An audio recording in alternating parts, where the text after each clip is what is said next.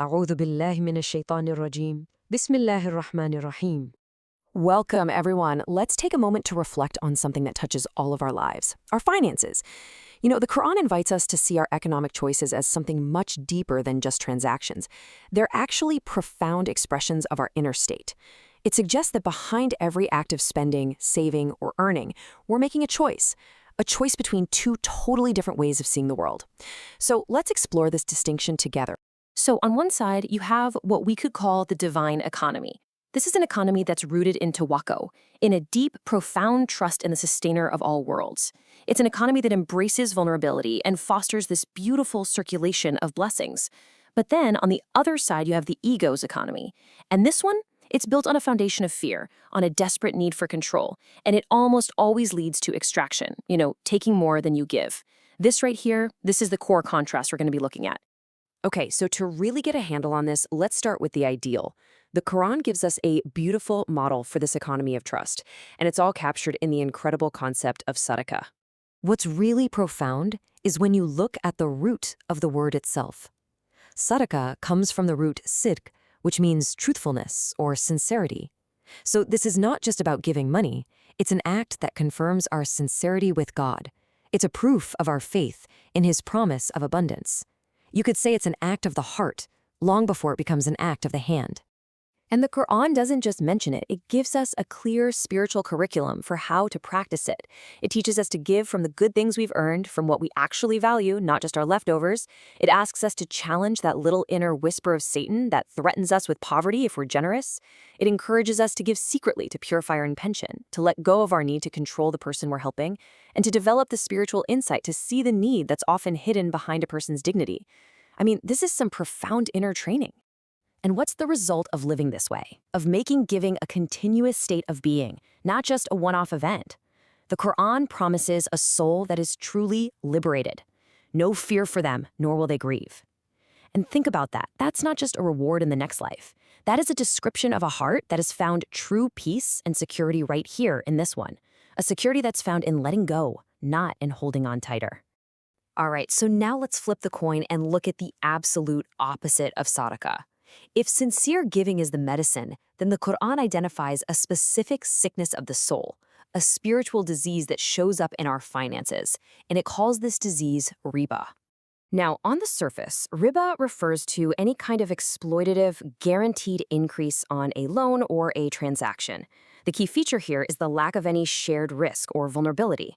It's that demand for a guaranteed profit no matter what happens to the other person. But the Quran goes much, much deeper, showing us that this is more than just a financial rule. It's a diagnosis of a spiritual condition. Just listen to the imagery the Quran uses here. It's absolutely startling. It says that those who live by this principle will stand on the day of judgment like someone who's been driven to madness by Satan's touch, stumbling around, completely disoriented. And this isn't just a punishment, it's a description of their inner reality.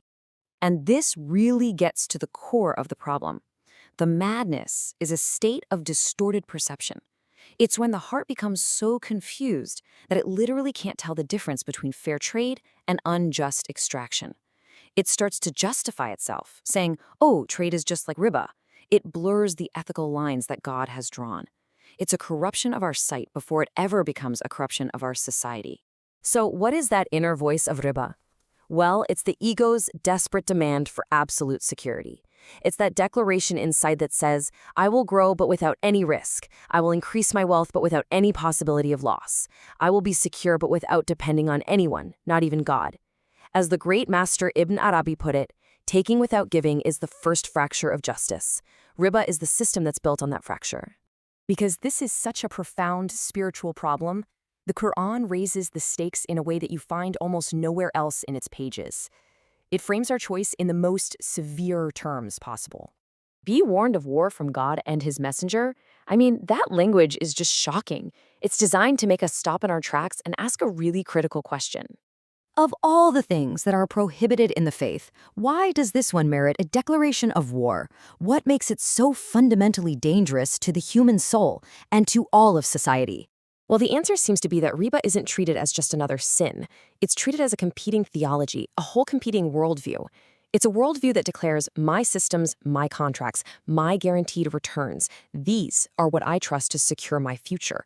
And that directly competes with the declaration of faith, of Tawheed, which says, Allah, He is the one who sustains all futures. You simply cannot hold both of those beliefs in your heart at the same time. And so God promises this great reversal of how things appear. Verse 276 tells us that God strips Ribā of all blessing, and He nurtures Sadaqah with growth. So the thing that looks like an increase on the surface is actually being emptied of all its reality, all its barakah. And the thing that looks like a decrease, giving something away, is in reality being nurtured and multiplied by God in ways we can't even begin to calculate. So the alternative here isn't just to avoid Ribā. The divine alternative isn't some cold, neutral financial system. It's a system that's supposed to be infused with active mercy.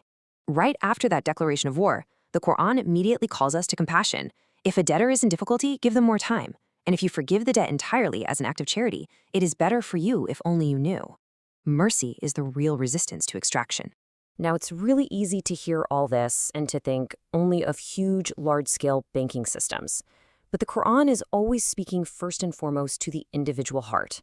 So let's bring this conversation back home into the economy of our own souls. Let's just sit with this question for a moment. Where in my life do I seek gain without vulnerability? In my relationships? In my career? In my spiritual practice? Where am I trying to engineer some kind of guaranteed emotional or material return without being open, without any real risk of loss or disappointment? And here's a second related question for our hearts. Where in my life do I find myself building these fortresses of certainty and control when what's really being asked of me is to just take a deep breath and offer trust? Trust in the process, trust in another person, and ultimately, trust in God. So how can we start to rewire our hearts for trust? Well, we can try to give in a way that stretches us a little, that feels just slightly uncomfortable. We can consciously choose one relationship in our life and just release the expectation of getting something back. We can practice just sitting with that feeling of fear when it comes up, that fear of loss, instead of immediately rushing to fix it. And we can fill our hearts with the remembrance of God's beautiful names. Ya Razzaq, O ultimate provider.